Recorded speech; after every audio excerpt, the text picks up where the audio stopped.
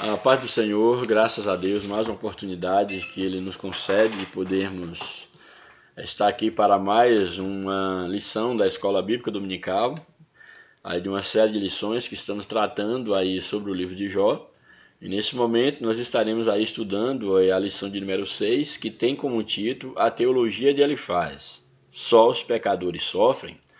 É interessante nós observarmos que essa lição, depois nós vimos em lições passadas, esses três amigos de Jó, quando eles vieram, souberam da situação em que Jó se encontrava, e eles vieram para consolá-lo. Eles ficaram durante 7 dias assentados ao lado de Jó. O sofrimento era tão grande que eles não sequer diziam uma palavra para não incomodá-lo. Depois de 7 dias, Jó abre a sua boca e lamenta a sua situação. Ele começa a lamentar. E então, depois do lamento de Jó, entra então em cena os amigos de Jó, cada um trazendo uma teologia, vamos dizer assim, para poder explicar o porquê Jó estava sofrendo, porque Jó enfrentava aquilo que ele estava enfrentando. Então, em síntese, é o que nós iremos ver daqui para frente. E a teologia, no caso de Elifaz, que é o primeiro que abre aí o diálogo, é exatamente a teologia que afirma que o sofrimento é devido ao pecado. Então, ele de fato, apesar que daqui a lição coloca só os pecadores sofrem como uma pergunta, mas o que ele faz de fato defende é que se Jó está sofrendo, como era comum pensar dentro daquele contexto, é porque algum pecado ele havia cometido. Aí o textuário da lição, só vou estar lendo porque ele reaparece na leitura bíblica em classe. Esse texto nos afirma o seguinte: lembra-te agora qual é o inocente que jamais pereceu, e onde foram os sinceros destruídos. Segundo eu tenho visto, os que lavram iniquidade e semeiam mal cegam isso mesmo. Nós vamos ver um pouco mais dessa teologia de Elifaz. E aí a verdade prática nos apresenta o seguinte: embora transcendente, Deus tem prazer em se relacionar com o homem terreno. É muito interessante essa afirmação, porque nós temos aqui uma doutrina teológica, que é a doutrina de que Deus ele é um Deus tanto transcendente quanto imanente. Então Deus é um Deus transcendente porque ele transcende, ele está além, acima das suas criaturas, do mundo criado, inclusive do homem. Nessa ideia ele está acima, ele transcende, ele é transcendente, nada delimita Deus, nada comporta Deus, podemos dizer assim. Mas o Deus cristão, ele não é apenas um Deus transcendente. Ele é um Deus imanente, ou seja, um Deus que emana, que está no meio da sua criatura. É um Deus pessoal, é um Deus relacional. Então Deus ele deseja relacionar-se com a sua criatura porque ele é um Deus imanente, ele está no meio, ele está entre as suas criaturas. Então aqui o que a verdade prática está apresentando que embora transcendente, embora Deus seja transcendente, ele é um Deus pessoal que ele tem prazer de relacionar-se com os homens. Isso é uma informação muito cara, muito rica dentro da teologia cristã. Bem, aí indo para a leitura bíblica em classe, nós temos aí o discurso ou fragmentos da teologia de Elifaz no capítulo 4. Aqui a lição apresenta capítulo 4, verso 1 ao 8, depois o capítulo 15, verso 1 ao 4, e o capítulo 22, verso 1 ao 5. Então vamos acompanhar um pouco dos fragmentos da teologia de Elifaz. Aí no início do capítulo 4, verso 1, diz o seguinte: então respondeu Elifaz o temanita e diz. A ideia aqui de então, esse fragmento aí, esse conectivo, dá a ideia que algo, uma situação vem desenvolvendo e chega-se então a uma conclusão, chega-se então a uma situação dentro do discurso. Então, qual a ideia aqui de então? Então, que seja, depois que os amigos de Jó ouviram o lamento de Jó, que lamentava a eles e a Deus principalmente, eles agora então irão responder a Jó o que eles pensavam da situação em que Jó se encontrava. Então essa é a ideia. Então respondeu Elifaz, o temanita, que é a sua origem, ele responde a Jó e ele diz. E aí a partir do verso 2, ele começa então a trazer as informações daquilo que ele pensava da situação. Só que no verso 2, por exemplo, ele, como um ponto de entrada no discurso, no diálogo, ele diz o seguinte: se intentarmos falar-te, enfadar-te-á, ou seja, se nós começarmos a falar com você, você vai ficar incomodado, vai se enfadar, ou é possível, podemos conversar com você. E eu falei numa das nossas lições, a lição retrasada, se não me falha a memória, que quando alguém está, por exemplo, internado e principalmente sentindo muitas dores, assim, uma agonia muito grande, geralmente essas pessoas elas querem isolar-se, até a voz de alguém acaba incomodando, e há aquelas visitas muito demoradas, a pessoa não vê a hora daquelas pessoas ir embora, para ele ficar mais ali isolado, entendeu? E aí daí a sabedoria necessária quando fazemos visita a pessoas que estão sofrendo demais, saber o que falar para essas pessoas, quando falar, o tempo de estar ao lado dessas pessoas, etc. Ou ficar quieto, como os amigos de Jó fizeram. Mas eles tinham um momento que eles tinham que falar alguma coisa. Então é o seguinte, então ele falou, se tentarmos falar-te, enfadar-te-ás. E aí eles perguntam a Jó, aqui não dá a resposta de Jó, mas aí ele vai e prossegue, ele faz. Mas quem poderá conter as palavras? Ou seja, quem consegue ficar quieto o tempo todo? É isso que ele faz, está falando, ó Jó, se a gente falar com você, você vai ficar incomodado, aí dá um tempo, mas ninguém consegue ficar quieto. Quem é que consegue segurar a palavra? Que é o que ele está dizendo. Mas quem poderá conter as palavras, tendo algo para dizer? E aí então ele vai e começa a falar. Agora é importante que num primeiro momento ele traz alguns elogios a Jó, relembrando aquilo de positivo que Jó fez antes da sua prova. Quando ele diz aí no verso 3, eis que ensinastes a muito, olha, tu era um homem que ensinava a muitas pessoas, Jó. Tu ensinavas a muito, tu esforçastes as mãos fracas, ajudou muitas pessoas a se animarem, reerguerem a ideia de esforçar as mãos fracas. As tuas palavras levantavam os que tropeçavam e os joelhos desfalecentes fortificassem. Ou seja, tu fizeste tudo isso, tu tinhas um certo acesso às pessoas, tu era um conselheiro, tu repreendias, tu ensinavas, tu exortavas, tu fazia com que as pessoas se reerguissem na vida, se levantassem, tomassem atitude, etc. Só que agora, no verso de número 5, ele usa agora aqui uma adversativa, que é essa conjunção mas. E aí eu chamo a tua atenção, por quê? Porque toda vez que em um discurso alguém utiliza uma conjunção adversativa, um mais, porém, todavia, no entanto, etc., necessariamente o uso dessa conjunção ele traz a ideia de uma adversidade, de uma fala adversa, contrária, que toma um rumo diferente daquilo que vem sendo tratado no diálogo. Por exemplo, se alguém está falando algo positivo, e ele introduz uma conjunção adversativa, necessariamente ele terá agora que, a partir de então, tratar de algo negativo. E o inverso, se ele estiver falando de algo positivo e ele introduz uma adversativa, ele vai falar de algo, no caso, negativo. Então, se está tratando positivo, traz uma adversativa, ele passa a falar de negativo. Se está tratando de negativo, traz uma adversativa, ele passa a falar de positivo. Por exemplo, se alguém chegar aqui e dizer, olha, você é uma pessoa difícil, algo negativo, mas, porém, o que essa pessoa de fato quer ressaltar não é que você é uma pessoa difícil, é aquilo que vem depois da adversativa. Então, você é uma pessoa difícil, mas sua contribuição foi fundamental. Então, a ideia aí da adversativa, ó, pessoa difícil, negativo, sua contribuição foi fundamental, algo positivo, é adverso ao que estava falando. Então, a ideia da pessoa de fato não é chamar a atenção que você é uma pessoa difícil. É chamar atenção para o lado positivo, para a contribuição que você trouxe, entende? Mas também pode ser ao contrário. Alguém pode dizer assim, você é uma pessoa inteligente. Mas, então a ideia aqui não é ressaltar a inteligência, é ressaltar o teu defeito. Você é uma pessoa inteligente, mas você não foi bem nessa questão. Então a ideia aqui é o quê? É chamar a sua atenção de que você não se saiu bem. Então essa é a ideia de um adversativo.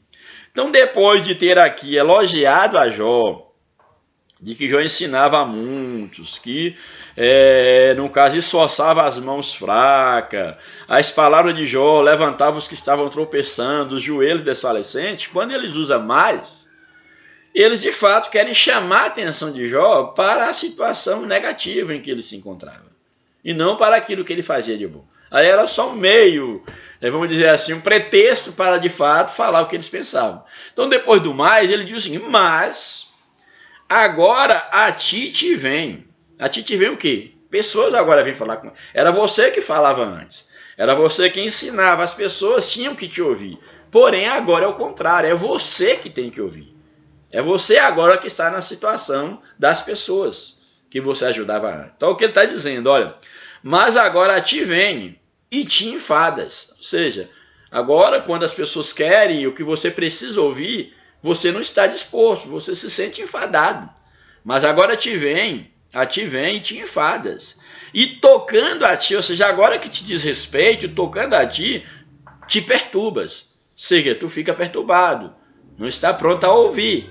Falava o tempo todo, mas agora não está pronto a ouvir. Aí ele começa no verso 6 e diz o seguinte: porventura, não era o teu temor de Deus a tua confiança? Ou seja, tu não estava tranquilo, confiante, seguro, só porque tu temia a Deus? Então, uma vez que tu temia a Deus, você ficava descansado, seguro, porque tu era um homem temente a Deus.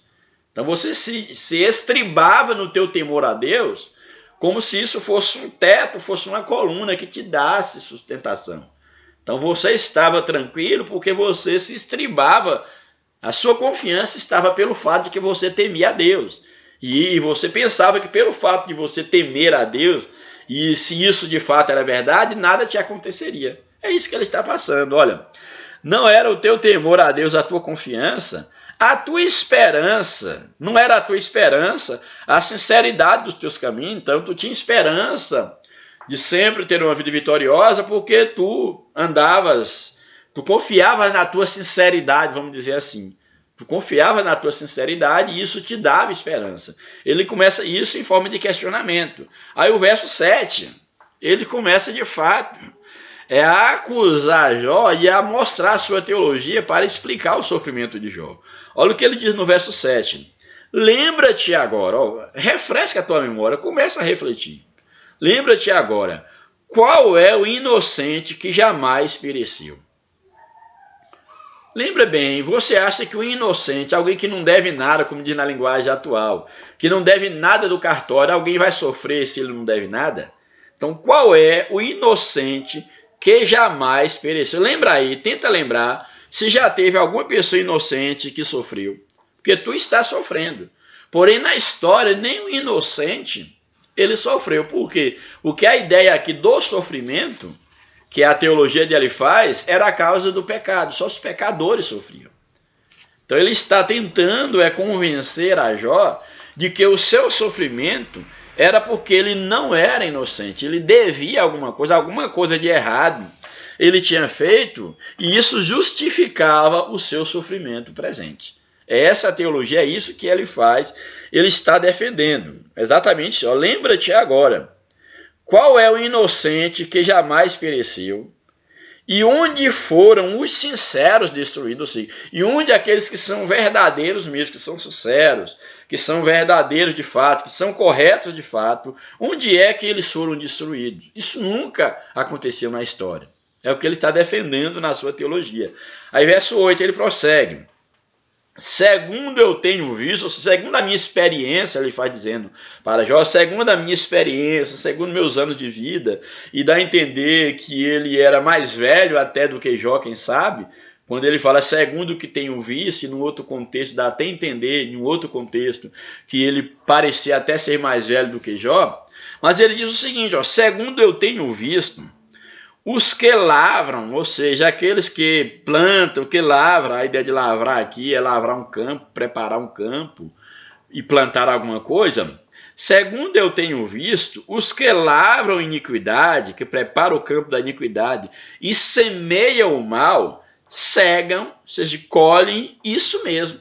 Ou seja, se alguém planta um campo de iniquidade, semeia o mal nesse campo, ele colhe a iniquidade, ele colhe o mal que ele plantou. Então, o que ele está afirmando para Jó é o seguinte, que segundo a experiência de vida, segundo o que ele tem visto, somente aqueles que lançam mão da iniquidade, somente aqueles que semeiam o mal, são os que colhem o mal. É a justiça retributiva. É a lei da semeadura. Então ele está dizendo com essas palavras a Jó que Jó está colhendo exatamente o que ele plantou. Que Jó não era um homem justo, que Jó estava em pecado, e o que Jó estava colhendo era a iniquidade, era o mal que ele havia semeado, e agora ele estava colhendo. Então esse é o primeiro fragmento da teologia de Elifaz, mostrando a Jó que só sofrem aqueles que cometem pecado. Aí indo para o capítulo de número 15, é um outro fragmento da teologia de Elifaz, capítulo 15, verso 1. E é claro que nesse intervalo aí, nós temos nesse intervalo de discurso,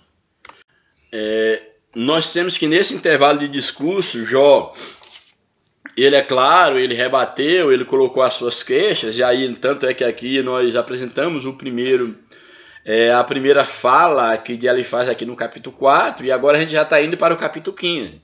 Aí tem as falas no caso de Jó, tem os outros amigos de Jó, que também vão falar, acusá-lo de algum pecado, nesse bate-papo, vamos dizer assim, teológico, entre aspas.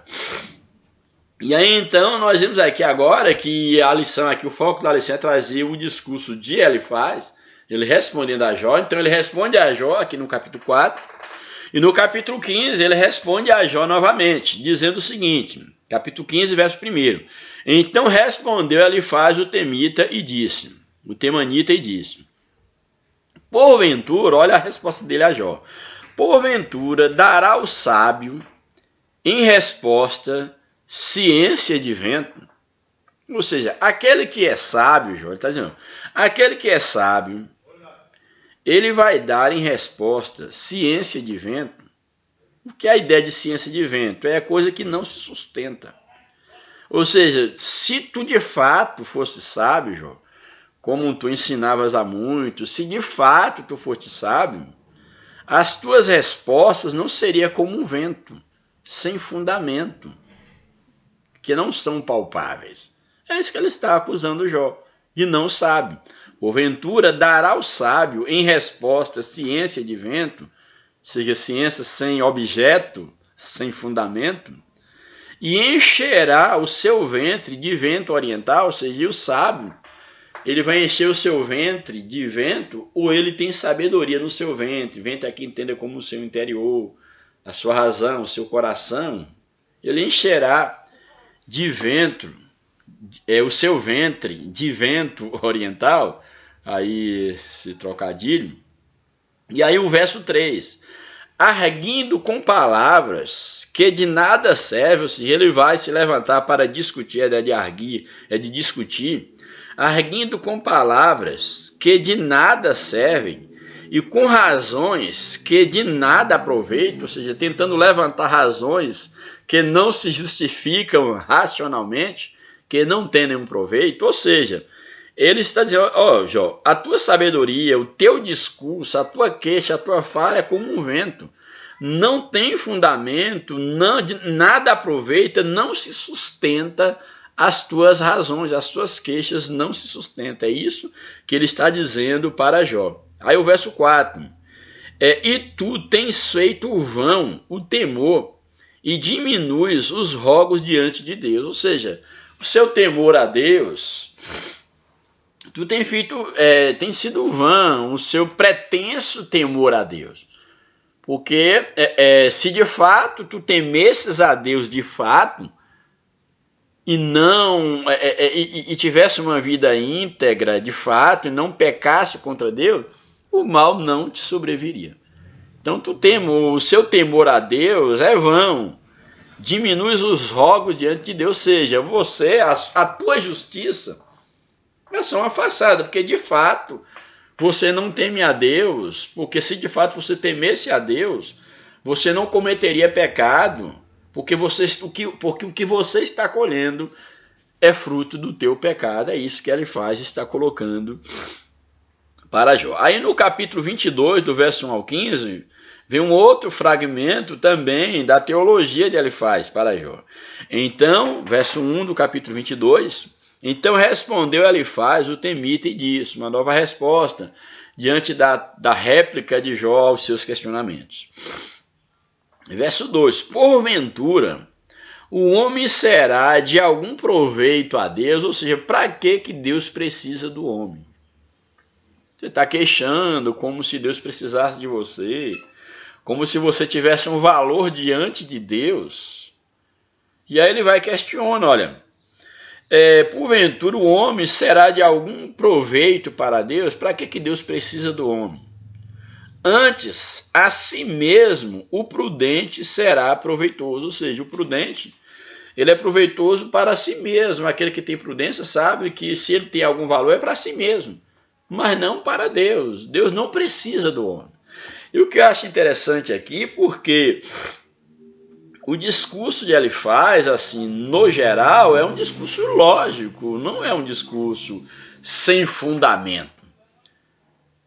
Não é um discurso, por exemplo, ele não fala nenhuma inverdade no tocante que aquele que peca colhe o fruto do seu pecado, que o homem não precisa de Deus. Ele não está falando nenhuma inverdade. Porém, é o momento e para quem ele está dirigindo e a forma como ele está dirigindo, ele quer convencer Jó de uma coisa que Jó não fez. O grande problema é esse. É você dizer palavras certas, porém para a pessoa errada e no momento errado. Então aqui ele está dizendo exatamente isso. O homem não tem proveito para Deus, antes a si mesmo o prudente será proveitoso, ou seja, só tem valor para si mesmo. E aí verso 3, ou tem o Todo-Poderoso prazer em que tu sejas justo. Não, Deus tem prazer, ele tem necessidade, vamos dizer assim, da tua justiça, Jó. Deus tem prazer na tua justiça, ele precisa de que você seja justo. Isso é uma necessidade divina, é como se ele estivesse dizendo isso para Jó. Ou tem o Todo-Poderoso prazer, deleite em que tu seja justo, ou lucro algum em que tu faças perfeitos os teus caminhos, ou seja, para Deus é vantajoso que tu sejas perfeito em teus caminhos, porque isso vai trazer vantagem para Deus. Ele questiona aí a Jó. Olha que são questionamentos profundos e muito lógicos. Verso 4, o ti repreenda pelo temor que tem de ti, ou seja, o Deus está te repreendendo porque ele tem medo de ti. Ou te repreenda pelo temor que tem de ti, ou entra contigo em juízo. Ou seja, porventura Deus tem medo de ti, por isso que ele está te trazendo mal. Ou porventura ele entra contigo em juízo, ele de igual para igual está debatendo com você, entrando em contenda, em juízo com você. Aí o verso 5, porventura não é grande a tua malícia, ou seja, a tua malícia, a tua maldade, já, o teu pecado, porventura, não é grande.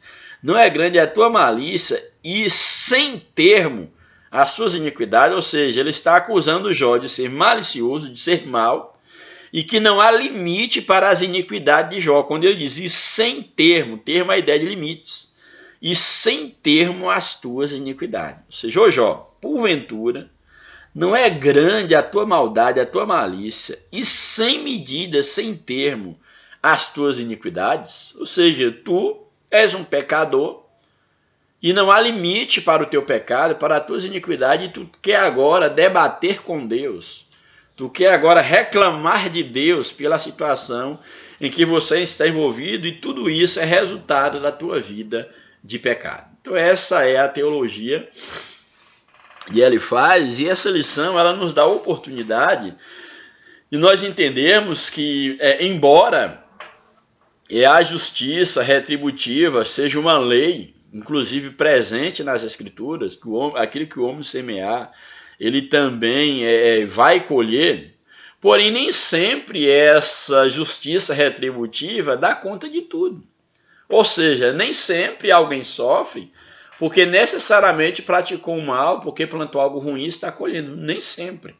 Porque nós temos aí, e de maneira farta, nós temos exemplos de pessoas que sofrem injustamente, que estão pagando por uma coisa que não cometeu.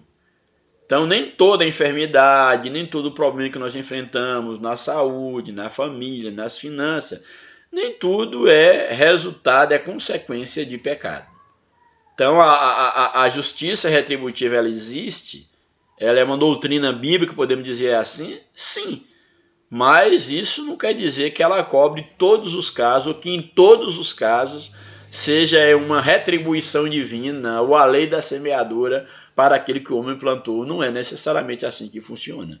Que foi o caso aqui de Jó, ele levanta argumentos lógicos, argumentos procedentes, porém, para a pessoa errada e, no mínimo, no momento errado, diante, no caso aí, perante o Jó e a sua situação. Bem, então essa foi a leitura bíblica em classe. Então vamos agora para a lição, para vermos aqui o que o comentarista ele nos apresenta aqui nessa lição. Bem, a introdução nos diz o seguinte: nessa lição estudaremos o discurso de Elifaz. Ele é o primeiro amigo de Jó a expor a sua concepção teológica acerca da situação degradante em que se encontrava o homem de Uz, no caso Jó. Nesse sentido, veremos que, para Elifaz, a justiça retributiva é certa, ou seja, só os pecadores sofrem e os justos não passam por reveses. Então, se é justo, não passa por reveses. Para ele, Jó contrariou esse ensinamento, atacou a forma religiosa de pensar e, portanto, feriu a ortodoxia que deveria guardar. Finalmente, veremos também as respostas de Jó a cada acusação de Elifaz. Então, é uma síntese do que nós veremos aqui. O primeiro tópico da lição nos apresenta os pecadores no contexto da justiça retributiva. Como é que ficam os pecadores dentro do contexto da justiça retributiva? Primeiro subtópico: a lei da semeadura e da colheita. Essa lei ensina o quê? Que tudo que o homem semeia, ele vai colher. Se ele planta o mal, ele colhe mal. Quem planta vento, colhe tempestade. Por exemplo, se eu plantar uma semente de laranja, eu não posso querer colher manga. Eu vou ter que colher laranja. Então essa é a ideia da lei da semeadura e da sua colheita, que é, no caso, a justiça retributiva. Bem, então, primeiro subtópico, a lei da semeadura e da colheita. Depois de firmar um princípio oriental de cordialidade, Elifaz se dirige a Jó, aquele princípio cordial de poder elogiar Jó e tudo, mostrar o que ele era antes. Elifaz se dirige a Jó com uma defesa contundente do pensamento teológico tradicional, que é o que? Esse pensamento teológico tradicional é exatamente da justiça retributiva. O homem colhe o que planta.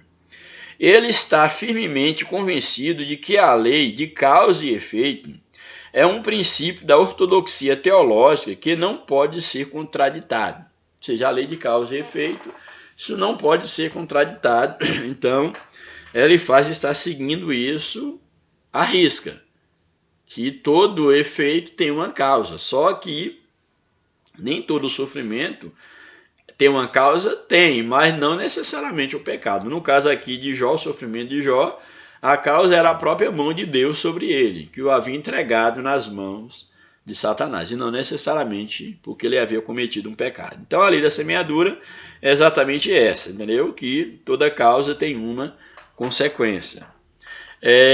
O homem colhe o que plantou dentro dessa lei da semeadura e da colheita. O homem colhe o que plantou, que é o subtópico 2.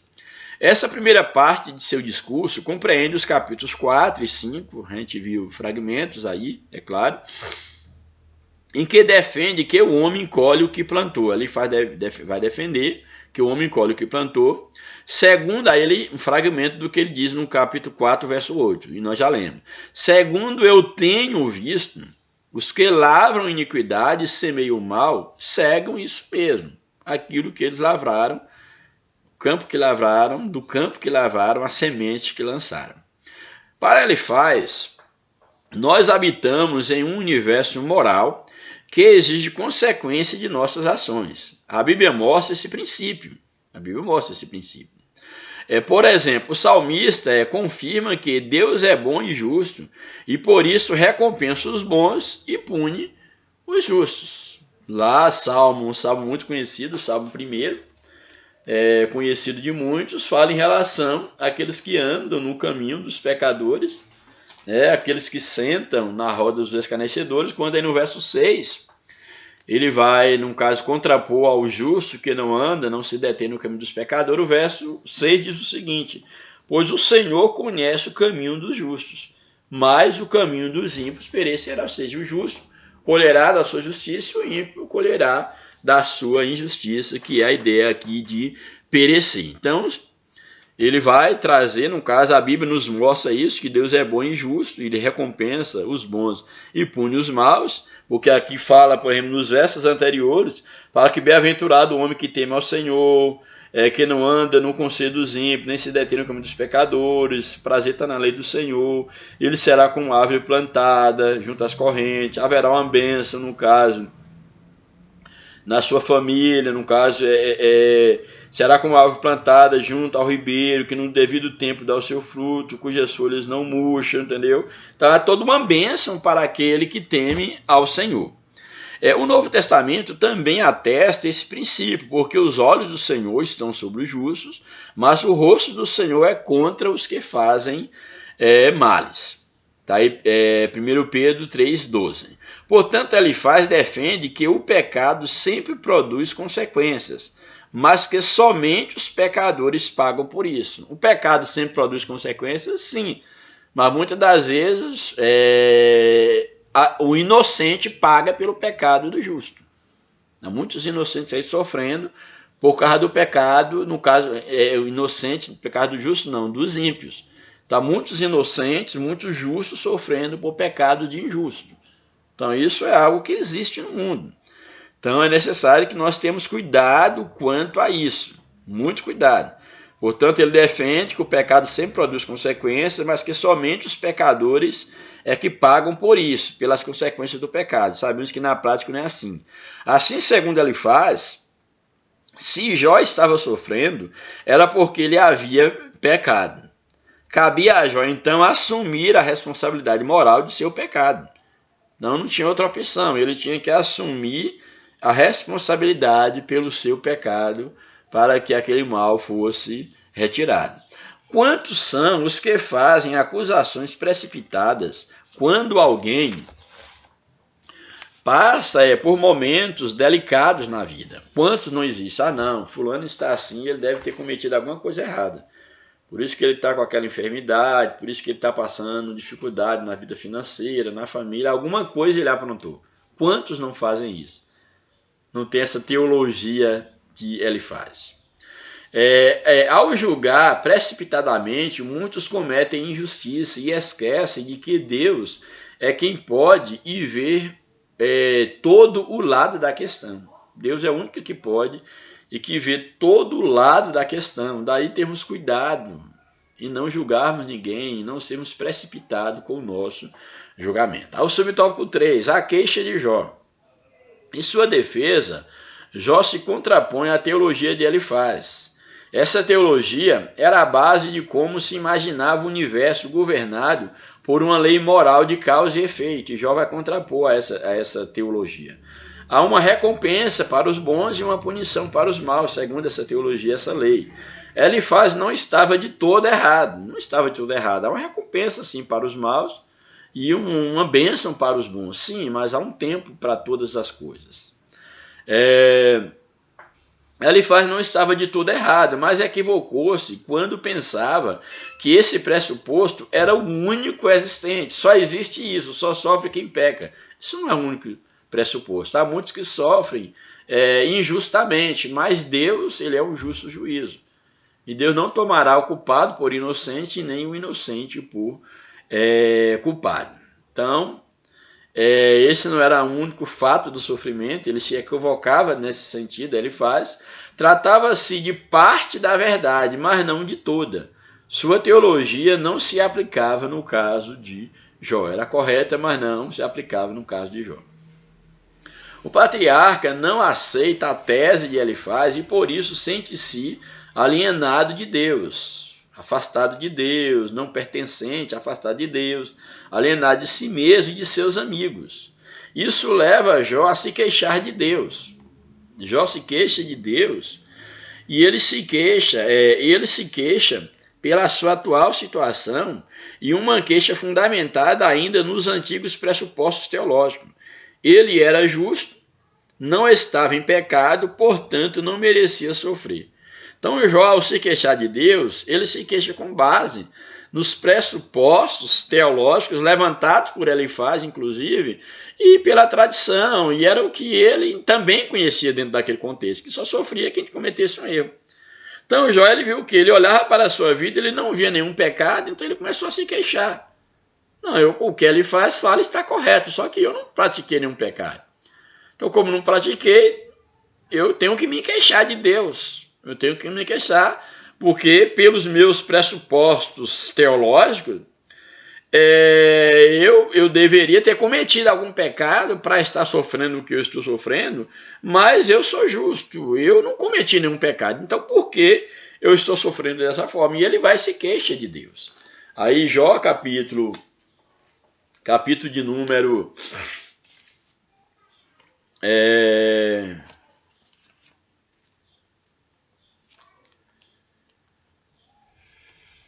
número 6, Jó 6.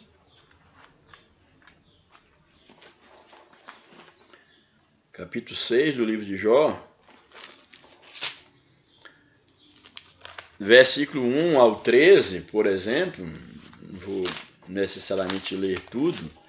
Jó 6, versículo 1 ao 13, diz o seguinte: então respondeu Jó: olha, se a minha queixa de fato se pesasse, e contra ela, numa balança, se pusesse a minha miséria, esta, na verdade, pesará mais que a areia da praia, ou seja, a minha miséria, pesará mais que a areia da praia. Por isso é que as minhas palavras foram precipitadas, por isso que eu falei o que eu falei.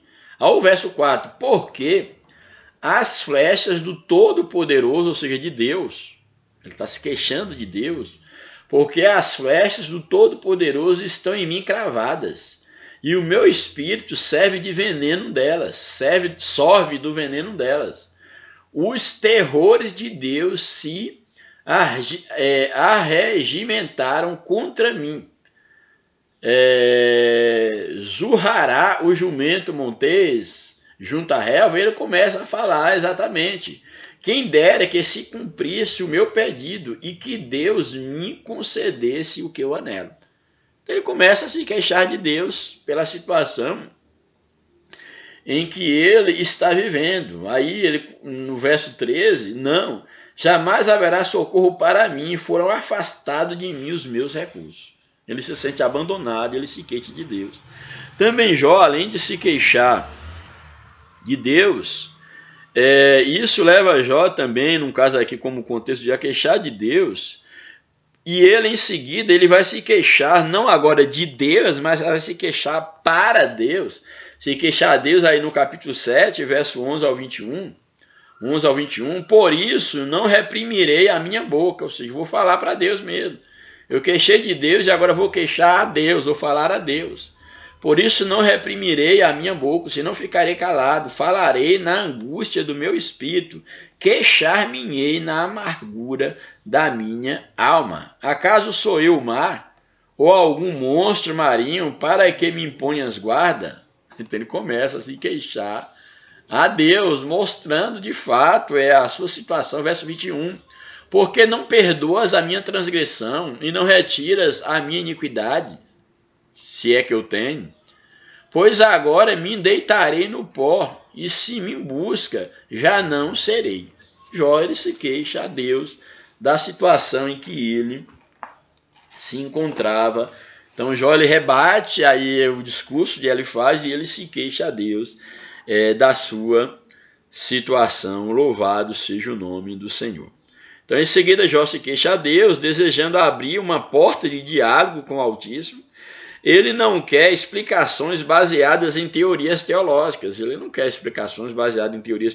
antigas, mas uma conversa sincera através de um relacionamento direto com o Criador, onde Jó fala com ele, com Deus, e Deus fala com Jó. No momento da dor, a melhor coisa a se fazer é dirigir-se pessoalmente a Deus. E era o que Jó estava fazendo. Aí o tópico 2 da lição, os pecadores no contexto da tradição religiosa. E a tradição religiosa nos fala sobre os pecadores dentro desse contexto. Primeiro subtópico, ortodoxia engessada. Em seu segundo discurso, lá do capítulo 15, ele argumenta que as palavras de Jó são uma ameaça ao dogma religioso aceito. Então, o que Jó falava era uma ameaça aos dogma, num caso, que mostrava exatamente essa questão do homem colher aquilo que ele plantava. E tu tens feito vão o temor e diminuis os jogos diante de Deus. Assim, se Jó estivesse certo, a religião tradicional, que sempre ensinou a prosperidade dos bons e o sofrimento dos maus, estaria errado. Então, se a queixa de Jó tivesse certo, então a religião, os dogmas, no caso, aquilo que a religião defendia, a tradição defendia, estaria errada, porque ela ensinava exatamente que só sofria, no caso, aqueles que eram mal. Então, se Jó tivesse certo, Jó tivesse sofrendo e não fosse mal, a tradição religiosa estaria errada. Por isso ele ataca Jó de uma forma contundente, dizendo que suas palavras não se revelam sabedoria, ou seja, não há sabedoria naquilo que você fala. Você tem vento na cabeça, você tem vento nas palavras, porque não sustenta o seu questionamento à luz da tradição. Não revela sabedoria, mas são palavras ao vento. Aí o subtópico 2, uma ameaça à tradição religiosa. A postura de Jó era uma ameaça à tradição religiosa. A partir do versículo 7 do capítulo 15, ele apela para a tradição religiosa como forma de validar o seu princípio teológico. Então, o que ele defendia era uma teologia que era validada pela tradição, no caso, religiosa do seu tempo. Que sabes tu que nós não saibamos? Ou seja, tu és mais sábio do que nós? Porventura, tu tens mais idade do que nós para dizer algo como se você soubesse mais do que nós? É isso que está dizendo. Que sabes tu mais do que nós? Que entendes que não há de nós? Que conhecimento tu tens que nós não temos? Também há entre nós encanecidos e idosos, ou seja, entre nós aqui aí é uma referência que pode se aplicar entre aqueles amigos que estavam ali. Havia ali pessoas encanecidas, pessoas idosas, mais idosas inclusive do que Jó. Então, entre nós, encanecidos e idosos, muito mais idosos do que teu pai. E que tem entre nós pessoas que têm idade de ser teu pai. Idade, quem sabe, de ser até seu avô, mais idosos do que teu pai. Então, segundo ele ainda que fosse homem sábio, Jó não era mais sábio e nem mais antigo do que o dogma que ele estava negando. Ou seja, ainda que tu és sábio e que tu pensas, no caso, ser pela sua sabedoria e sua antiguidade, você ter, no caso, razão na sua queixa, porém, tu não é mais sábio do que, e nem mais antigo, não é mais antigo do que a nossa tradição, que nos ensina que quem sofre é porque cometeu algum mal, cometeu algum pecado. Então, eles estão aí mostrando que Jó está ameaçando a tradição religiosa. O subtópico 3, um defensor celeste. Em sua defesa, Jó se contrapõe ironicamente ao argumento de Elifaz. Aqui não podemos esquecer de que a resposta de Jó deve ser ouvida na forma poética, conforme fizemos em Salmo, ou fazemos em Salmo, orações e súplicas recitadas assim. Isso evita um literalismo rígido que empobrece o sentido do texto, quando este é poético e, consequentemente, transforma Jó em um sacrilégio. Então, Jó ele vai debater, nós vamos ver no decorrer das lições, com os seus amigos. Nesse texto, Jó reclama, mas não blasfema contra Deus, mas ele reclama da injustiça, do que ele está sofrendo, da situação em que ele está inserido. Ele tem consciência de que a teologia de seu amigo firmava-se na terra, mas o homem de Uz, ele apelava para os céus. Ele pode justificar os seus argumentos na terra, mas diante de Deus eu tenho minha consciência limpa. Sua fé o projeta para o alto e procura de quem possa defendê-lo. Ele quer um defensor que interceda por ele nos céus. O patriarca se expressa em linguagem poética, mas sua mensagem é profética. Seu anseio por um mediador prenuncia o justo advogado que é Jesus. Ele é seu mediador. Ele diz o que o seu Redentor, por fim, se levantaria sobre a terra. Ou seja, eu não estou sozinho. Eu não me dou por vencido, não admito, mas eu sei que o meu Redentor vive. E que, por fim, ele vai se levantar sobre a terra. Era como Jó rebatia os argumentos da tradição. Ele cria na sua inocência e que Deus haveria de levantar a seu favor. Louvado seja o nome do Senhor. E aí o último tópico da lição é os pecadores diante de um Deus infinito. Deus não se importa com quimeras humanas, ou seja, Deus é que esse tópico, os pecadores diante de um Deus infinito, tem aí como subtópico, Deus não se importa com quimeras humanas, ou seja, Deus não se importa com imaginações que não se realizam. É esse o subtópico. Deus não se importa com quimeras humanas. Em seu terceiro discurso, ele apela para a transcendência divina ao atacar Jó. Ou seja, Deus é transcendente, não está se importando com as quimeras humanas. Isso que ele faz, está levantando. Grosso modo, a transcendência diz respeito ao conjunto de atributos do Criador, que ressalta a sua superioridade em relação à criatura, que nós já falamos. Significa que Deus está acima da criação e não é limitado por ela. Realça, portanto, a infinitude divina em contraste com a finitude humana. Para Elifaz, o sofrimento de Jó era um atestado de que ele havia pecado e que por isso Deus o havia abandonado. Você pecou, Deus te abandonou. Ou seja, Deus não é imanente, ele é apenas, no caso, transcendente. Ele era grande, Deus era grande e não precisava se envolver com os sonhos, com as quimeras humanas. Principalmente nas do pecador Jó. A teologia de Elifaz destaca um Deus transcendente, porém distante, que não se importa muito com o que acontece aqui na terra, indiferente às coisas que criou. Não adiantava Jó chorar ou reclamar, ele precisava se arrepender. Mas arrepender de quê? Isso era o questionamento de Jó. Bem, mas a tradição diz isso, mas eu vou me arrepender de quê? Me diz o que eu pequei, o que eu fiz de errado, para que eu possa me arrepender. Então Jó ele não admitia exatamente a sua situação. Louvado seja o nome do Senhor. E aí o subtópico 2 e último do terceiro tópico, Deus caminha com os homens.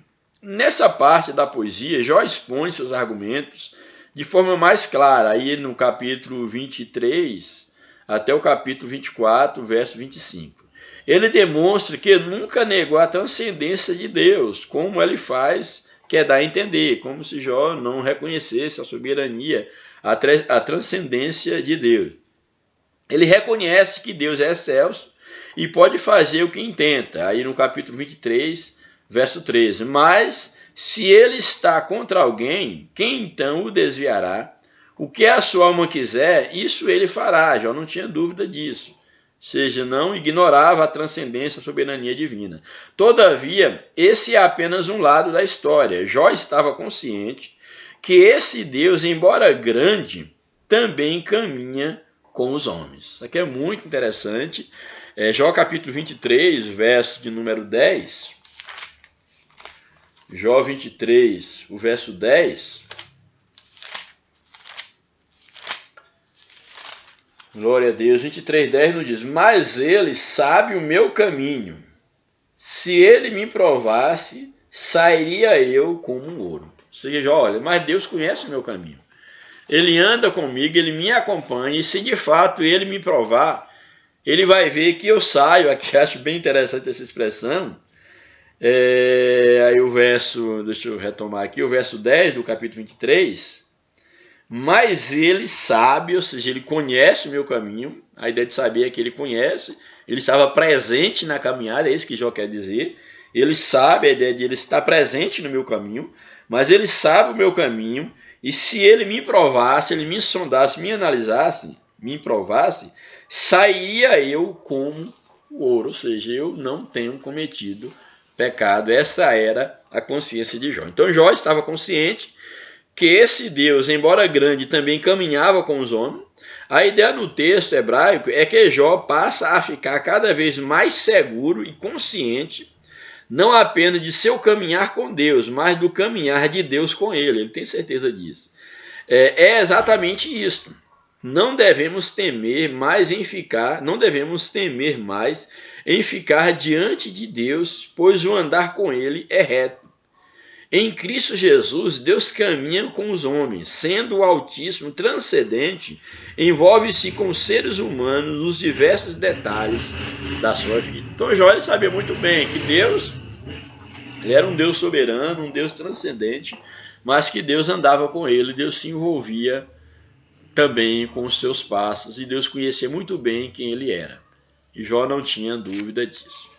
E aí a conclusão da lição nos mostra o seguinte, aí nós vimos exatamente Jó, como ele se comportava, rebatendo os discursos de Elifaz. Não há aqui na lição minha possibilidade da gente acompanhar passo a passo da réplica, da tréplica, do discurso de Jó, ali rebatendo os seus amigos, não há. Aqui a ideia da lição foi trazer a ideia teológica de Elifaz, assim, de uma maneira muito salteada, pegando alguns fragmentos da ideia, depois vai trazer aí na próxima lição a teologia de Bildad, depois a teologia de Zofar.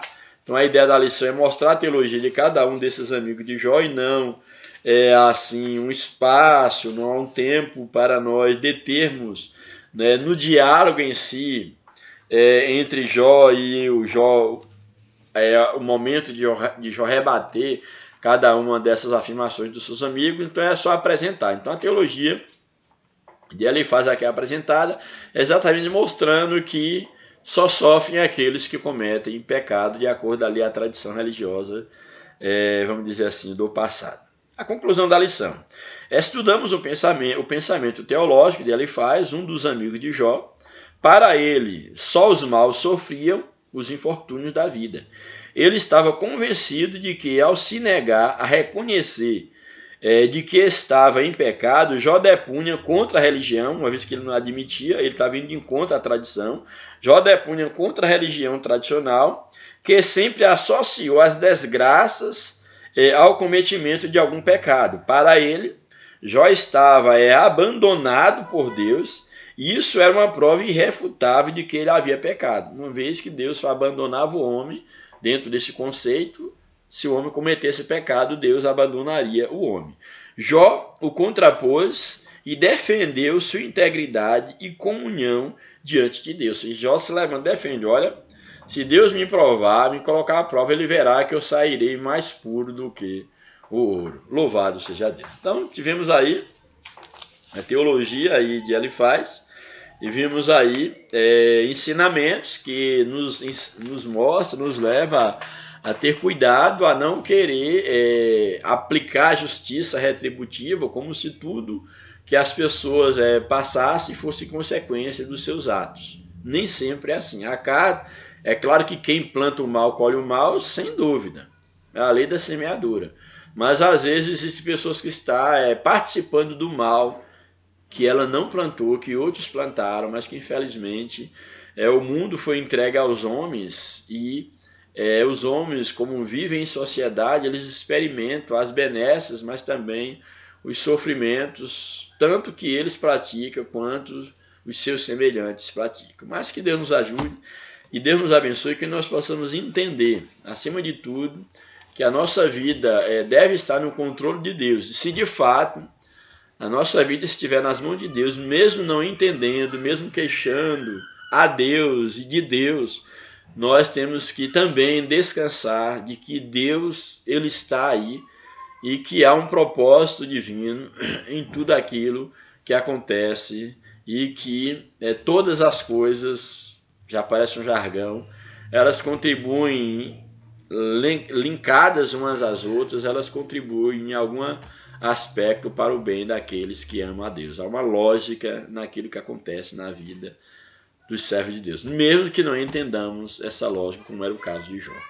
Deus nos abençoe, um abraço, que a paz de Cristo esteja em vosso coração. Oreis por nós, em nome de Jesus. Amém. Glória a Deus.